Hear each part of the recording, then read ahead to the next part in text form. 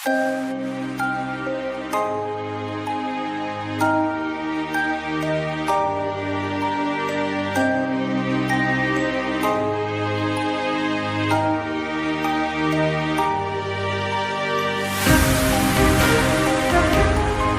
शुरू करते हैं हमारी आज की कक्षा। कल हमने देखा कि भारत का विस्तार 8 डिग्री 4 उत्तरी अक्षांश से 37 डिग्री 6 उत्तरी अक्षांश तक तथा 68 डिग्री 7 पूर्वी देशांतर से 97 डिग्री 25 पूर्वी देशांतर तक फैला हुआ है। अब हम विस्तार से चर्चा करेंगे इसके क्षेत्रफल और सीमाओं के बारे में। तो भारत के क्षेत्रफल के बारे में देखें। सबसे पहले भारत का उत्तर से दक्षिण तक लंबाई, इसकी उत्तर से दक्षिण तक लंबाई है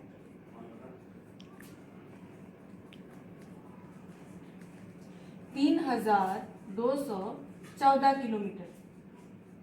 ठीक है, यहां से यहां तक कुल भारत की लंबाई हो गई 3214 किलोमीटर। और इसकी पश्चिम से पूर्व की तरफ चौड़ाई या यह हो गए पश्चिम से पूर्व तक इसका विस्तार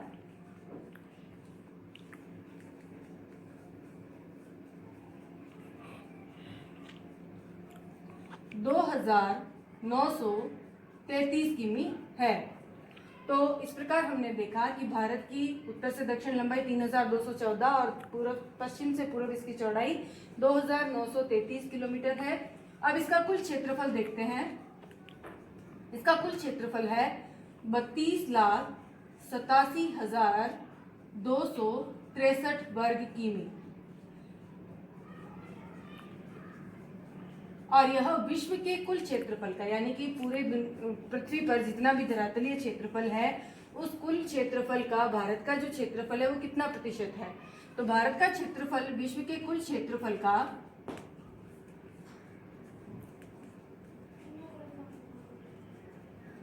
2.42% है।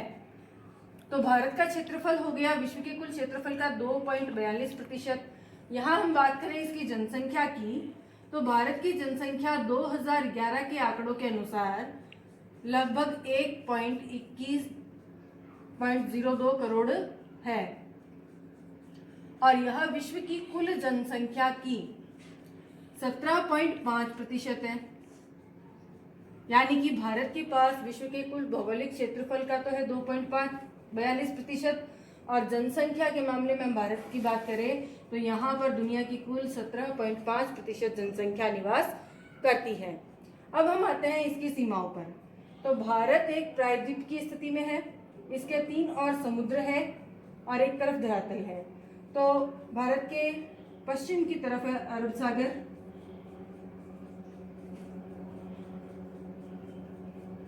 पूर्व की तरफ है बंगाल की खाड़ी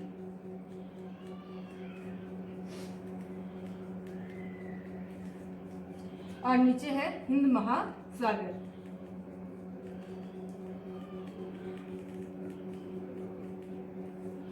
ठीक है, अब देखते हैं कि हमारी तटीय सीमा पर स्थित राज्य कौन कौन से हैं।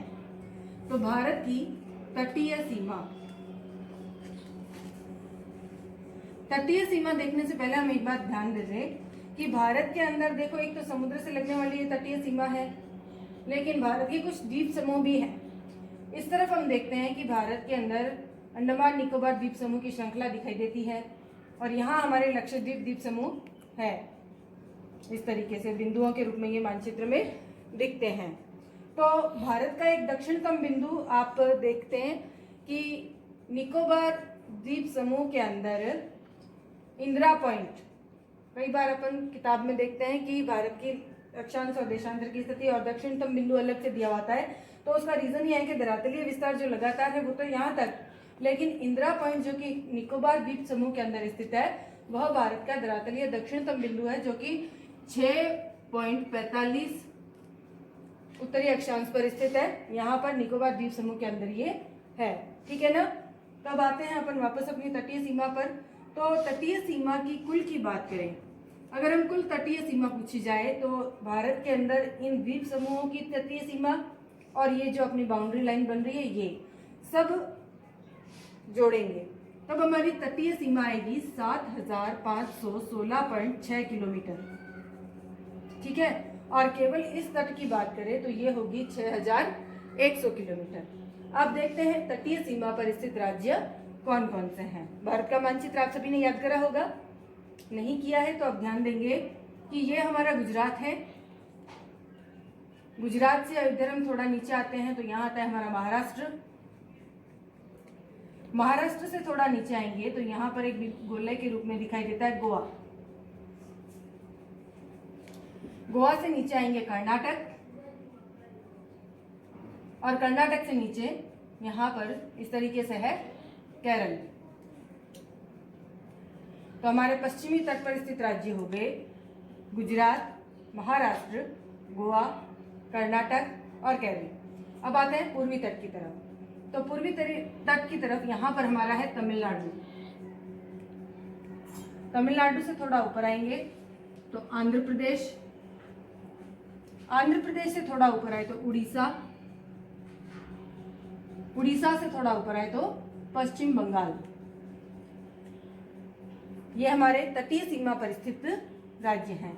एक बार दोहरा लेंगे, गुजरात, महाराष्ट्र, गोवा, कर्नाटक, केरल, तमिलनाडु, आंध्र प्रदेश, उड़ीसा और पश्चिम बंगाल। अब आते हैं हम इसकी स्थलीय सीमा की तरफ। तो भारत की स्थलीय सीमा का विस्तार अधिक है और तटीय सीमा का विस्तार थोड़ा कम है। इसका कारण यह है कि भारत का क्षेत्रफल नीचे की तरफ संकरा होता जाता है लेकिन ऊपर की तरफ थोड़ा चौड़ा है। तो आइए देखते हैं भारत की स्थलीय सीमा।